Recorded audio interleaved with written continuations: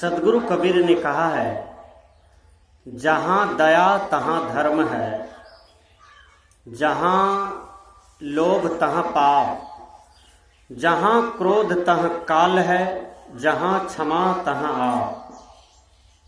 सदगुरु कबीर कहते हैं, जहाँ दया तहाँ धर्म है। यानी धर्म किसे कहते हैं? दया को धर्म कहते हैं।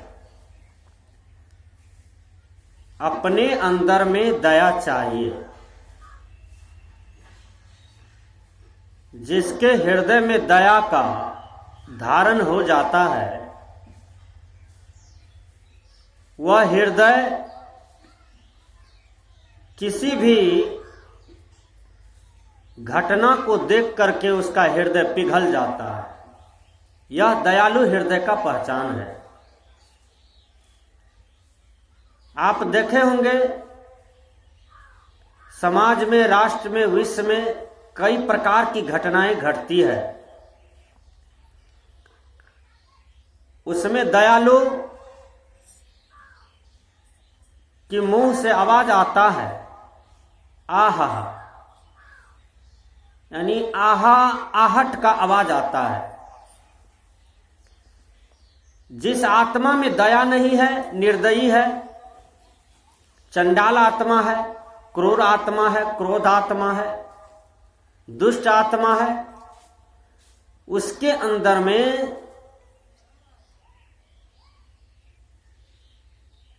आहट की आवाज नहीं होता है। सदगुरु कबीर कहते हैं, जिस हृदय में दया का धारण है, वह दूसरे जीव को दुख भी नहीं दे सकता है। वह सभी आत्मा को सुख पहुंचाता है, शांति पहुंचाता है और किसी भी आत्मा को कष्ट नहीं देता है। सदगुरु कबीर कहते हैं, जहां दया तहां धर्म है। धर्म को लोगों ने बांटा। किसी ने कहा हिंदू धर्म है, किसी ने कहा इस्लाम धर्म है, किसी ने कहा सिख धर्म है, किसी ने कहा यहूदी धर्म है, ईसाई धर्म है।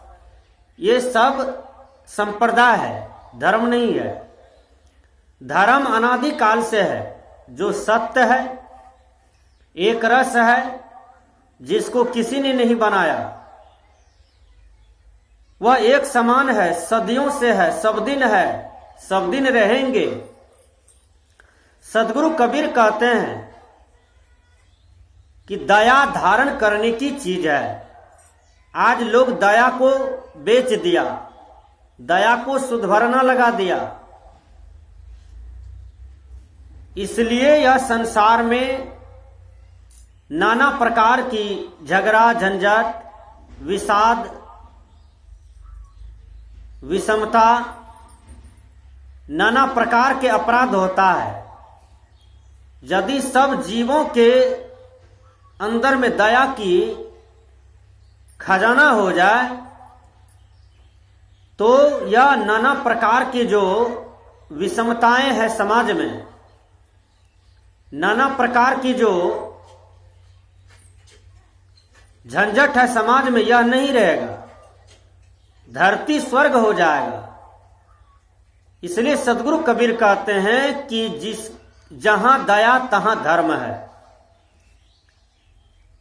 यानी जिसके हृदय में दया है, वहां धर्म है।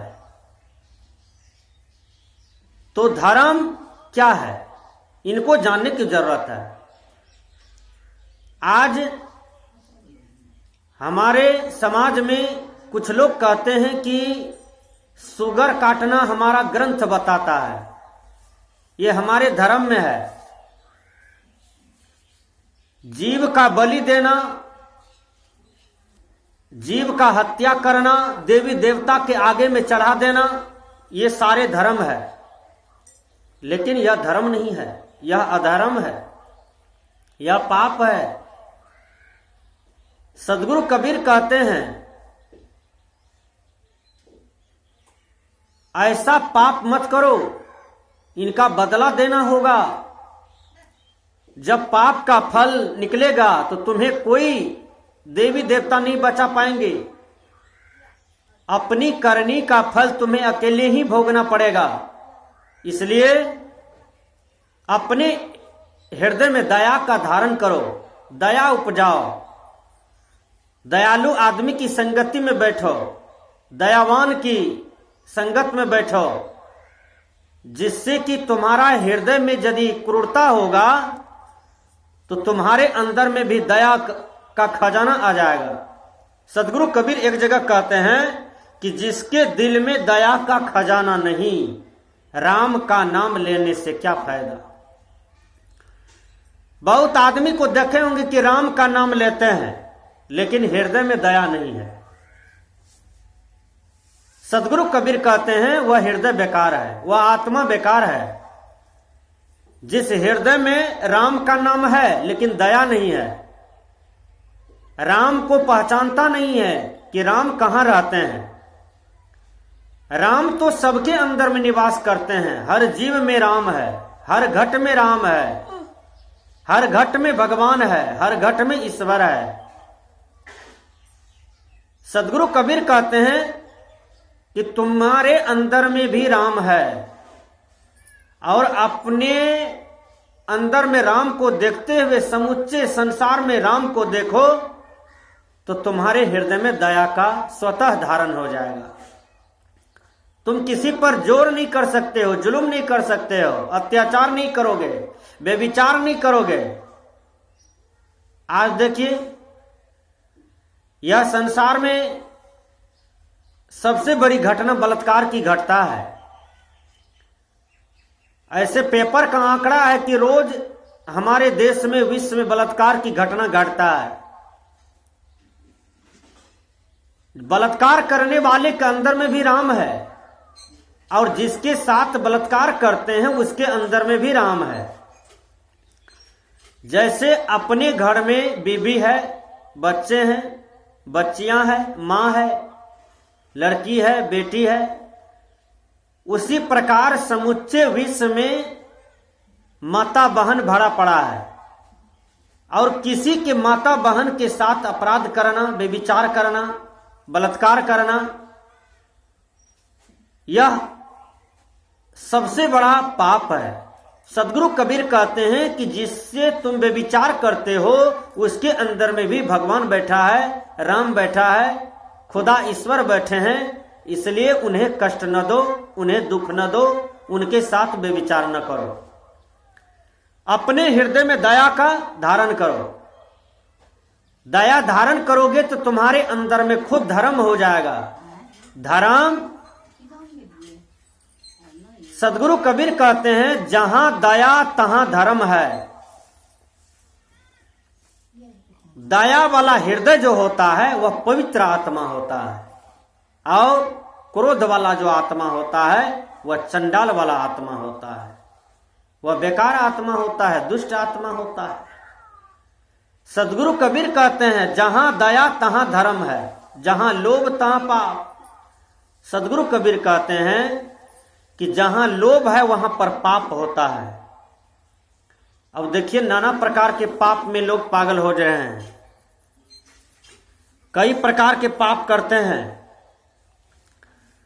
कोई भाई का हक मारते हैं, कोई पिता को सताते हैं, कोई मां को सताता है, कोई पड़ोसी को दुख देते हैं, पड़ोसी को परेशान करते हैं, किसी से झगड़ा झंझट होता है, केस मुकदमा होता है। अमीर गरीब को सताते हैं, गरीब अमीर को सताते हैं, लाभ देते हैं, कभी हानि देते हैं, कभी लाभ देते हैं, कभी हानि देते हैं। सदगुरु कबीर कहते हैं जहां लोभ तहां पाप।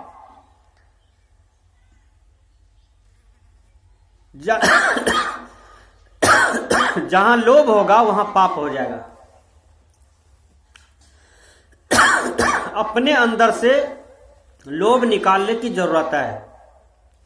आज बड़े बड़े नेता लोग देश में घोटाला करते हैं, करोड़ों का, अरबों का, गरीब का हक मार के खा जाते हैं। आज महंगाई चरम सीमा पर है, ये क्यों है? ये बहुत गरीब को घर नहीं है रहने के लिए, बहुत गरीब को रोटी पर नमक नहीं है। तो ये महंगाई इतनी कठिन समस्या है, यह देश में क्यों आया, कैसे आया? आज हमारे देश में जनसंख्या भी बढ़ते जा रहा है, जिसको भारत सरकार रोकते हैं। छोटा परिवार सुखी परिवार, जो परिवार छोटा होता है वह सुखी होता है, और छोटे बच्चे जहां हैं, कम बच्चे जहां हैं, वहां शिक्षा भी डेवलप हो जाता है, दीक्षा भी डेवलप होता है। भारत सरकार का कहना है कि जनसंख्या वृद्धि रोकिए, लेकिन आज देखिए हमारे समाज में कहीं कहीं 15 बच्चे हैं, 20 बच्चे हैं, 10-10 बच्चे हैं। नहीं, यह दुख का घर हो जाता है। मान लें हम बच्चे को जन्म दिए, सबको नौकरी लगा देते हैं, किसी के भैंस चलाता है, किसी का गाय चलाता है। वह बच्चा को हमने शिक्षा नहीं दिया, दीक्षा नहीं दिया, बढ़िया ज्ञान नहीं दिया। तो संत महात्मा कहते हैं कि माता पिता उस बच्चा का शत्रु है। माता शत्रु पिता वैरी एन बालो न पठती, विद्याहीना न शोभन्ते हंस मध्य बको यथा। संत महात्मा कहते हैं, शास्त्रकार कहते हैं कि वह माता पिता उस बच्चा का शत्रु है जिसने पढ़ाया लिखाया नहीं, शिक्षा नहीं दिया, केवल जन्म दिया। क्या वह बच्चा का सूरत धो धो करके लोग पिएगा? वह बच्चा का रूप देख देख करके जिएगा? नहीं, वह बच्चा के जीवन में शिक्षा होनी चाहिए। बच्चा देखने में कितना सुंदर है, यदि शिक्षा नहीं है, कहा वह बच्चा उस तरह से फीका पड़ जाता है जैसे हंस के बीच बगुले की कोई शोभा नहीं है। विचार कीजिएगा। तो बच्चों के जीवन में शिक्षा दीक्षा चाहिए। सदगुरु कबीर ने कहा, जहां दया तहां धर्म है। सब जीवों पर दया करो, किसी का हत्या न करो, किसी को मत मारो, किसी को मत सताओ। जैसा अपना प्राण है वैसा प्राण तुम्हारा, वैसा प्राण सबका है। जैसा जीवन तुम्हारा है वैसा जीवन सबका है। सदगुरु कबीर कहते हैं, जहां लोभ तहां पाप। सदगुरु कबीर कहते हैं कि लोभ सीमित होना चाहिए, रोटी कपड़ा मकान के लिए। इसको लोभ नहीं कहा जाता है। जैसे हम काम करते हैं, परिश्रम करते हैं, रोटी के लिए, कपड़े के लिए, मकान के लिए, तो वहां पर सदगुरु कबीर ने कहा, साईं इतना दीजिए, जामा कुटुंब समाए, मैं भी भूखा न रहूं, साधुन भूखा जाए। तो इतनी संपत्ति को लोभ नहीं कहा जाता है। अब बाकी बात रहा किसी को जमीन बेईमानी कर लेना, पैसे बेईमानी कर लेना, गरीबों को चूस लेना, गरीबों को लूट लेना, ये लोभ है। सदगुरु कबीर कहते हैं यह लोभ को जीतना चाहिए। दूसरे की संपत्ति को धूल के समान देखना चाहिए, मिट्टी के ढेले के समान देखना चाहिए। दूसरे के मां बहन को अपना मां बहन की तरह देखना चाहिए। विचार कीजिए, तो धरती पर, पृथ्वी पर पाप नहीं होगा, धरती स्वर्ग हो जाएंगे। आज धरती नरक में है, बेविचारियों के चलते, बलात्कारियों के चलते,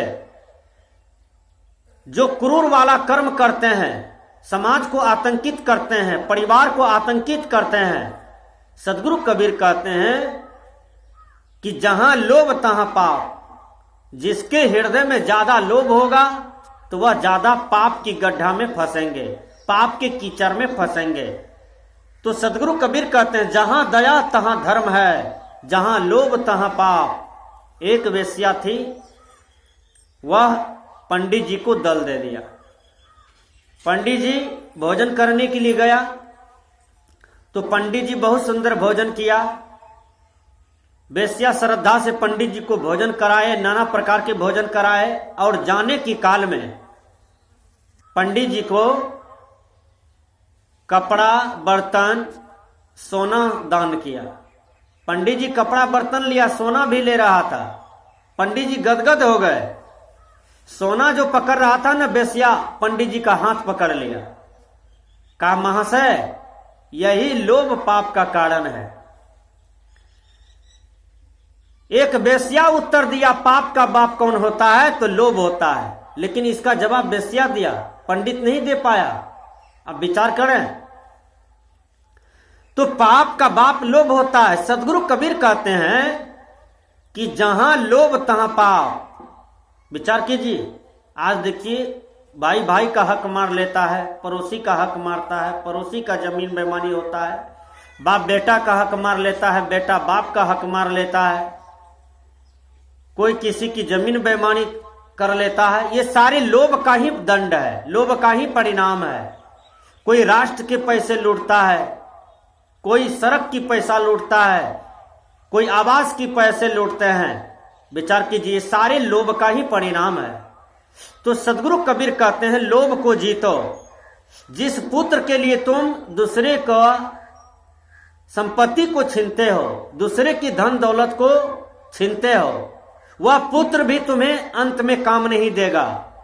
वह पुत्र सारे संपत्ति का चाबी तुमसे छीन लेगा और तुम उसका पिता हो, बाप हो, दादा हो। उस समय तुम वृद्धा हो जाओगे तो तुम रोओगे कि जिस पुत्र के लिए मैंने इतना कुछ किया, इतना संपत्ति का अपार ढेर कर दिया, वह पुत्र ही आज मुझे भोजन नहीं दे रहा है, समय पर कपड़ा नहीं दिया, समय पर अच्छे घर में रहने नहीं देता है।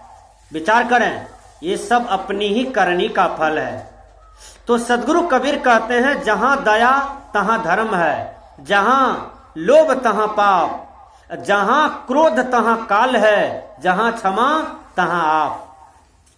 क्रोध को जीतना चाहिए। जब आदमी के अंदर में क्रोध उत्पन्न होता है, गुस्सा आता है, तो देखिएगा आदमी का आंख लाल हो जाता है, मुंह कान थरथर करने लगता है, हाथ पैर थरथर करने लगता है। क्रोध को जीतना चाहिए। क्रोध बहुत बड़ा टेंशन है। क्रोध शरीर के ब्लड को जलाता है, पानी को जलाता है। क्रोध आदमी को बीमार पड़ा देता है। इसलिए क्रोध को जीतना चाहिए। मन को संतुलन रखना चाहिए, इंद्रियां को अस्थिर रखना चाहिए। सदगुरु कबीर कहते हैं कि जहां क्रोध तहां काल है। काल कहां है? यमराज कहां है? मृत्यु कहां है? भय कहां है? ये सारे क्रोध के ही विकार हैं, ये सारे क्रोध में ही समाया हुआ है। इसलिए सदगुरु कबीर कहते हैं कि क्रोध को जीतो। जो क्रोध को जीतते हैं वह बहुत बड़ा साधक हो जाता है, वह बहुत बड़ा मर्द हो जाता है। इसलिए क्रोध को जीतना चाहिए। देखिए, जहां क्षमा तहां आप। क्रोध से कैसे विनाश होता है? दुर्योधन क्रोधी था, परिणाम क्या हुआ? विनाश हुआ। रावण क्रोधी था, परिणाम क्या हुआ? रावण का विनाश हुआ। शकुनी क्रोधी था, परिणाम क्या हुआ? शकुनी का विनाश हुआ। जो जो क्रोध को धारण किया, क्रोधमय जीवन जिया, उसका विनाश हुआ, उसको हानि हुआ। हानि के सिवा कुछ नहीं मिला। क्रोध थी सुपनेखा को, क्या दुर्दशा हुआ सुपनेखा का? क्रोध मंथरा को था, क्या दुर्दशा हुआ मंथरा का? विचार कीजिए। इसलिए सदगुरु कबीर कहते हैं कि अपने हृदय को स्वच्छ करो, निर्मल करो और क्रोध को जीतो। दो भाई में लड़ाई हुआ, दोनों में तू मैं होने लगा, बहुत बड़ा तू मैं होने लगा। छोटका भाई जो है वो बड़े भाई के बच्चे को गोद में लेके बच्चे को प्यार कर रहा था, दुलार कर रहा था।